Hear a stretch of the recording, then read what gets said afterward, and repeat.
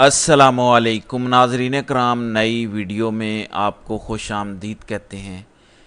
इस हकूमत के हैंडलर्स ने डंडा पकड़ा हुआ है और वो शदीद गुस्से में हैं कि इन नालायकों ने हमारा एक काम नहीं किया, पूरे मुल्क के अंदर रुसवा भी करवा दिया। लिहाजा मुतालबा किया जा रहा है कि हर कीमत पर हमें ये आइनी तरामीम चाहिए। लिहाजा कल रात बिलावल भुट्टो भागते भागते फजल रहमान के पास गए और उनकी मिन्नत की कि देखिए कुछ चीज़ें हम काट देते हैं, कुछ चीज़ें रख लेते हैं, खुदा के लिए आप हमारी मुश्किल आसान करें, हम बुरी तरह से फंसे हुए हैं। आपको तो पता है ना ये तरामीम कहाँ से आ रही हैं, और आपको पता है ना कि बुज़ुर्ग सदर हैं और ये हकूमत और ये निज़ाम हर सूरत चलना चाहिए। जमहूरियत जैसी भी हो अच्छी होती है। देखो ना वो खुद मैदान में आ जाएंगे तो फिर क्या होगा मौलाना, आप मान जाएं। अब इस इजलास की अंदरूनी कहानी जो मौलाना को लालच दी गई वो भी सामने आ चुकी है। फजलुर रहमान को बिलावल भुट्टो ने कहा कि देखें आपके साहबजादे असद महमूद इस दफ़ा असम्बली के मेंबर नहीं बन सके तो मैं उनको सिंध से सेनेटर बनवा देता हूं, आप फिक्र ना करें, आपके साहबजादे सिंध से सेनेटर बन जाएंगे और बड़ा अच्छा उनको ओहदा भी मिल जाएगा। तो ये आप कबूल फरमा लें और इस आइनी तरमीम में हमारी हिमायत कर दें। फिर ज़रा ये बताते हैं कि मोहसिन नकवी की जानिब से फजलुर रहमान को ये कहा गया है कि मौलाना हम आपको वज़ीर आला बलोचिस्तान बना देते हैं, बलोचिस्तान की वजारत आला आपके सुपुर्द कर देते हैं।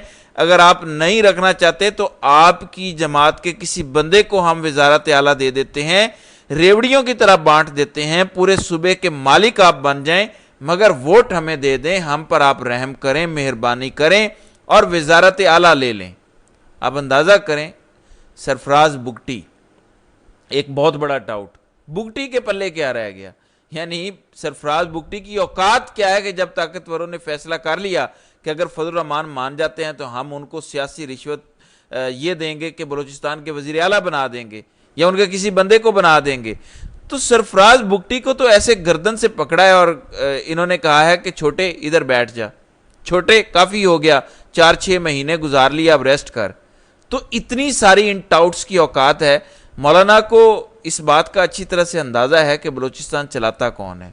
वैसे तो पूरा मुल्क ही कौन चलाता है ये सभी को पता है, लेकिन ख़ास तौर पर बलूचिस्तान, वो तो कहते हैं सेक्टर कमांडर चलाता है, वो तो कहते हैं कि जो कोर कमांडर कोयटा होता है वो पूरा सूबा चला रहा होता है। लिहाजा वहाँ पर क्या औकात होगी। अख्तर मेंगल का मैं एक इंटरव्यू देख रहा था, अख्तर मेंगल ने कहा कि मैं जब वज़ीर आला हुआ करता था बलूचिस्तान का तो एक फ़ौजी जर्नैल मेरे पास आया, उसने मुझसे मुलाकात की, मैंने उन्हें खाना शाना खिलाया, उसके बाद दरवाजे पर उनको रुखसत किया। तो कुछ दिनों बाद मुझे मेरे एक दोस्त की कॉल आ गई, उन्होंने कहा कि मेंगल साहब, जनरल साहब के साथ आपने क्या किया, कोई खिदमत के अंदर कमी तो नहीं रह गई? उन्होंने कहा नहीं, हम तो मेहमान नवाज लोग हैं, बेशक वो फ़ौजी जर्नैल है, हमारे घर आया था, बड़ी अच्छी मेहमान नवाजी की है, रोटी खिलाई है, गपशप की है, दरवाजे तक रुखसत किया है। इस पर उनके दोस्त ने कहा कि जनरल साहब आपसे नाराज़ हैं, और वजह क्या है? उन्होंने कहा कि जनरल साहब कहते हैं कि अख्तर मेंगल के अंदर इतनी अकड़ है कि वो मुझे गाड़ी तक छोड़ने नहीं आया, एक मुंतखब वज़ीर आला मुझे गाड़ी का दरवाज़ा खोल के बाय बाय करने क्यों नहीं आया, दरवाजे तक ही आया और वो पीछे चला गया। तो जिस सूबे के अंदर ये हाल हो वहाँ पे मौलाना की वजारत आला का क्या ही लेवल होगा। बहरहाल इस तमाम सूरत हाल के दरमियान हासिल हुसूल कुछ नहीं हो रहा, फजलुर रहमान मान नहीं रहा। अभी मेरे सामने एक बयान आया है सेनेटर कामरान मुर्तज़ा का, वो कहते हैं कि आइनी अदालत पर हम बात कर सकते हैं, पहले भी कहा है कि बात हो सकती है, लेकिन वजह यह है कि हमें बताया जाए कि आइनी अदालत का जो जज होगा उसकी रिटायरमेंट की क्या हद होगी।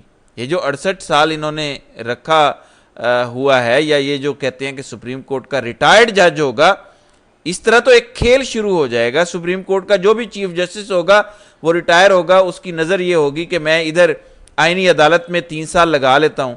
तो ये सारा असल में खेल जो स्पेशल अदालत क्रिएट की जा रही है सिर्फ एक शख्स के लिए की जा रही है और उस बंदे का नाम काजी फायज ईसा है। तो एक बात तो तय हो गई है, मौलाना ने इस बात पर तो मोहर लगा दी है कि और जो कुछ भी हो जाए काजी फायज ईसा को ना इस अदालत में रहने देना है ना उस अदालत में। قاضی فائز عیسیٰ کے لیے کوئی جگہ نہیں ہے۔ وہ کہتے ہیں کہ بنانی ہے تو بنائیں عدالت، لیکن یہ جو ہے کہ ریٹائرڈ جج آئے گا، اسے وزیر اعظم خود لگائے گا، اس کی عمر 68 برس ہوگی، تو یہ قاضی والا کھیل تو اب ختم ہی سمجھیں۔ پھر نصرت جاوید ایک دعویٰ کرتے ہیں، سینئر صحافی ہیں، نصرت جاوید کہتے ہیں کہ مولانا فضل الرحمان کی جب پی ٹی آئی کے ساتھ کل رات جب مغرب کی نماز انہوں نے پڑھائی، ملاقات شروع ہوئی، وہ ملاقات لمبی ہو گئی، لمبی ہوتی گئی 2 سے 2.5 سے 3 گھنٹوں پہ چلی گئی۔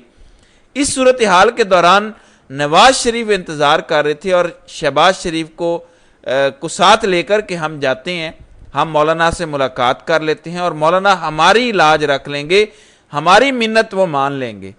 اب مولانا کو پتا تھا کہ نواز کو نہ میں ہاں کر سکتا ہوں نہ میں نہ کر سکتا ہوں، لہٰذا مولانا کمفرٹیبل نہیں تھے نواز شریف کو ملنے کے لیے، تو مولانا نے 3 گھنٹے لمبی ملاقات کر دی، پھر غفور حیدری کے ذریعے پریس کانفرنس کروا دی۔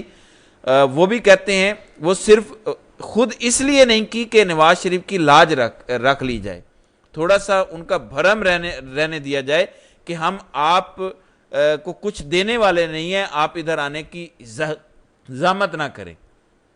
غفور حیدری نے کہا کہ بہت باتیں ہو گئی، مسودہ ہمیں ملا نہیں ہے، ہم جا رہے ہیں پارلیمنٹ، باقی باتیں وہاں پر ہوں گی، لہٰذا اس پریس کانفرنس کے ذریعے نواز شریف کو بتایا گیا کہ ادھر آنے کی ضرورت نہیں ہے، ادھر آپ نے آ کے شرمندہ ہونا ہے، آپ 3 دفعہ کے وزیر اعظم ہیں، لہٰذا ہماری طرف سے آپ انکار ہی سمجھیں۔ پھر ایک اور بریکنگ نیوز ہے اور یہ بڑی خبر ہے، ہمارے دوست رپورٹر ہیں، سپریم کورٹ کو کور کرتے ہیں، وسیم ملک یہ دعویٰ کرتے ہیں کہ یہ جو آئینی ترمیم کا مسودہ جس کا کسی کو بھی نہیں پتا تھا، عاطف خان جو پی ٹی آئی کے ہیں وہ کل کہہ رہے تھے کہ مجھے کل بڑی شرم آئی کہ قانون ساز اسمبلی، اور قانون ساز یعنی قانون بنانے والے بینچوں پر لیٹے ہوئے تھے، کوئی گھاس پر لیٹا ہوا تھا، بھوکے پیاسے سارے دن سے انتظار کر رہے ہیں، اور لاکھوں لوگوں کے نمائندے وہاں اس حال میں تھے۔ اتنی توہین کی گئی ہے، وہ نمائندے بینچوں پر لیٹے ہوئے تھے، کچھ نیچے لیٹے ہوئے تھے، کچھ دائیں لیٹے ہوئے تھے، کچھ کسی کے ساتھ ٹیک لگا کے لیٹے ہوئے تھے، کوئی ادھر سے سگریٹ کا کش لگا رہا تھا، اور یہ سب کچھ ہو رہا تھا کہ کب پارلیمنٹ لگے گا، کب اجلاس شروع ہوگا، یعنی ان سے پوچھنا دور کی بات کہ آپ بتائیں، آپ اپنا اوپینین دیں، ان کو بتانا بھی پسند نہیں کیا گیا۔ اچھا چھوڑ دیں حکومت کے ایم این ایز کو، چھوڑ دیں پی ٹی آئی کو، پی ٹی آئی شکوہ کر رہی تھی کہ مسودہ کدھر گیا، مولانا کہہ رہا تھا کہ مسودہ کدھر گیا، مسودہ دکھائیں۔